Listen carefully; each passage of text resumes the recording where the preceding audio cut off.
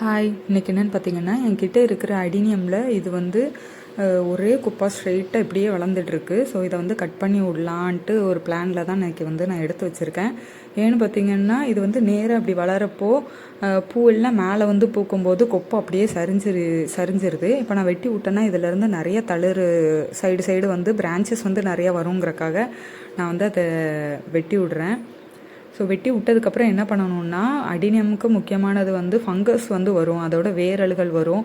அதனால் நான் வந்து ஃபங்கிசைடு வந்து வைக்கிறேன். இது வந்து சாஃப்ட் ஃபங்கிசைடு.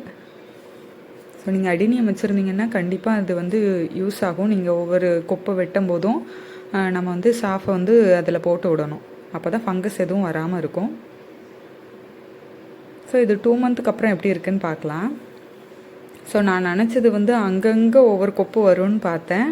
ஆனால் இது வந்து இப்போவும் மேலே தான் வந்து கொப்பு வந்திருக்கு. ஸோ 2 மாதத்துக்கு பிறகு நான் வந்து இதை வந்து வீடியோ எடுத்திருக்கேன் இன்றைக்கி. ஸோ ஃபுல்லாக முட்டாக இருக்குது. ஸோ இதுக்கும் நான் வந்து ரோஸ் மிக்ஸ் தான் கொடுத்துட்ருக்கேன். நீங்கள் 10 டேஸ்க்கு ஒன்ஸ் வந்து ரோஸ் மிக்ஸ் கொடுத்தேன்னா போதும். அடினியம் நல்லா பூக்கும். நல்ல சன்லைட்டில் வைக்கணும்.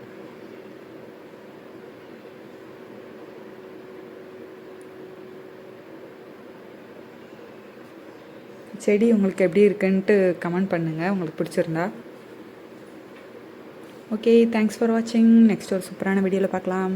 பாய்.